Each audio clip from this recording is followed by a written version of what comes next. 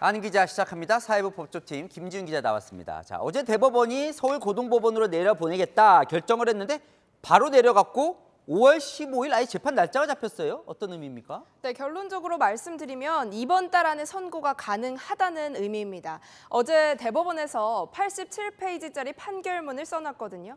형량만 채우면 되는 건데 연휴를 제외하면 첫 공판까지 약 일주일 정도 시간이 있습니다. 이 기간 동안 판사들이 기록을 보면서 논의를 하고요. 첫 공판에서 검찰 구형까지 마친다면 이달 안 선고도 불가능하진 않습니다.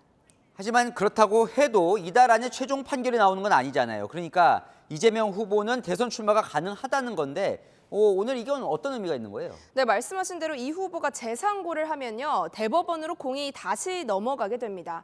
판결 확정 전까지는 출마가 가능한데요. 차이는 바로 형량입니다. 대법원은 어제 유죄 판결을 하면서도 형량은 정하지 않았잖아요. 정치권에선 이 후보 자격 시비가 벌어지는데 파기환송심에서 벌금 100만 원 이상이 나오면 무자격 출마 논란이 불가피합니다. 반면 벌금 100만 원 미만이면 자격 논란은 다소 사그라들 수 있는 겁니다. 자, 그러다 보니까 그러면 그 상태에서 만약에 이재명 후보가 대통령으로 당선이 된다면 자, 재판이 중단되냐? 이게 가능한 겁니까? 네, 전례는 없지만요. 충분히 벌어질 수는 있는 일입니다. 경우의 수를 좀 따져보면요. 3가지 카드가 있다고 요약할 수 있는데요. 먼저 법원 결정입니다. 서울고등법원 재판부건 대법원이건 일단 법원에서 재판을 중단하면 검찰이 불복할 방법은 없습니다. 임기 5년 동안 재판 중단되는 겁니다. 아, 그래요. 그러면 판사가 계속 재판하자 이러면요? 네, 헌법재판소에 내는 권한쟁의 심판, 이게 바로 두 번째 카드가 될 수 있습니다. 대통령은 헌법상 불소추 특권을 갖습니다. 대통령 직무수행 권한이 침해됐다면서 법원을 상대로 권한쟁의 심판을 청구할 수 있습니다. 근데 이 심판은 좀 오래 걸릴 수 있잖아요. 그럼 다른 건 뭡니까? 네, 맞습니다. 권한쟁의 심판을 내면서요. 또 가처분 신청이라는 것도 같이 할 수 있습니다. 헌재 판단이 나올 때까지 재판을 잠정 중단해달라고 요청할 수 있는 거죠.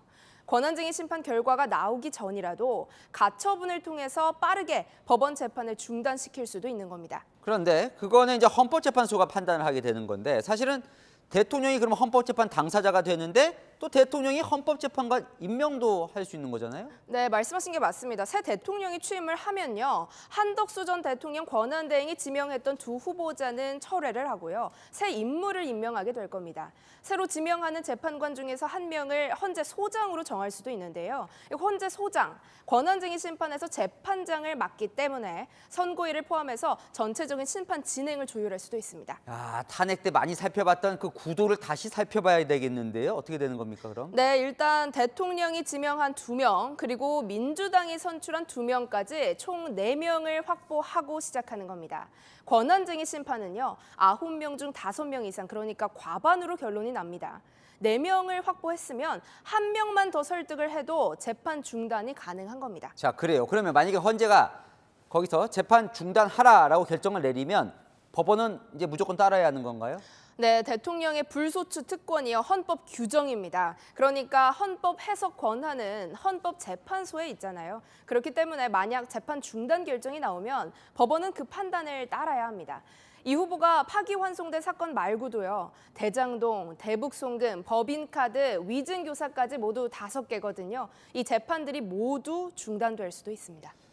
자, 마지막으로 민주당에선 입법으로 이 재판을 중단시키겠다고 하는데 이건 가능합니까? 네, 말씀하신 거 바로 마지막 카드 국회 입법입니다. 민주당은 벌써요. 현직 대통령에 관한 재판은 중단하도록 한다. 이런 형사소송법 개정안을 논의 중입니다.